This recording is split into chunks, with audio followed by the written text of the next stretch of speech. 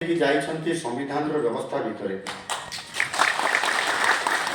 ଏ କଥା ଆମେ ସମସ୍ତେ ଜାଣିଛନ୍ତି।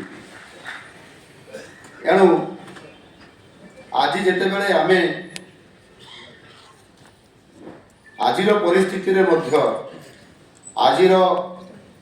ସମୟରେ ବ୍ୟବସ୍ଥା କରିକି ଯାଇଛନ୍ତି, ଯେଉଁ ସମାନତାର ମୌଳିକ ଅଧିକାର ଦେଇକି ଯାଇଛନ୍ତି, ଆଉ ଆମେ ସମସ୍ତେ ହେଉଛନ୍ତି ଭାରତ ମାତାର ସୁଯୋଗ୍ୟ ସନ୍ତାନ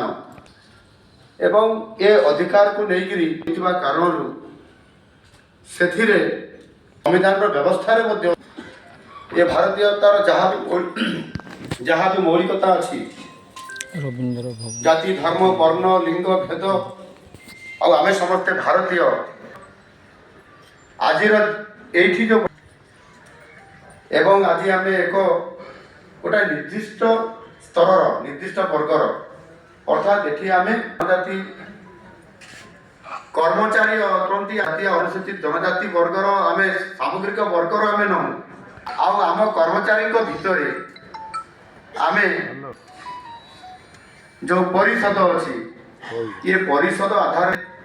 ସମାନତା ଏବଂ ଆମର ଅଧିକ ସୁବିଧା ସୁଯୋଗ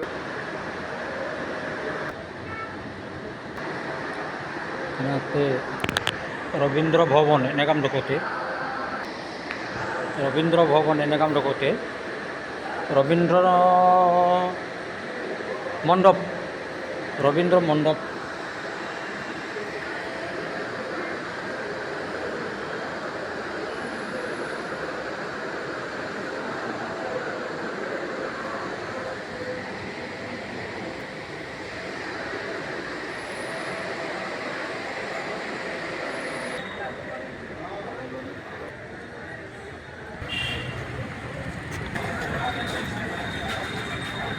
लाइव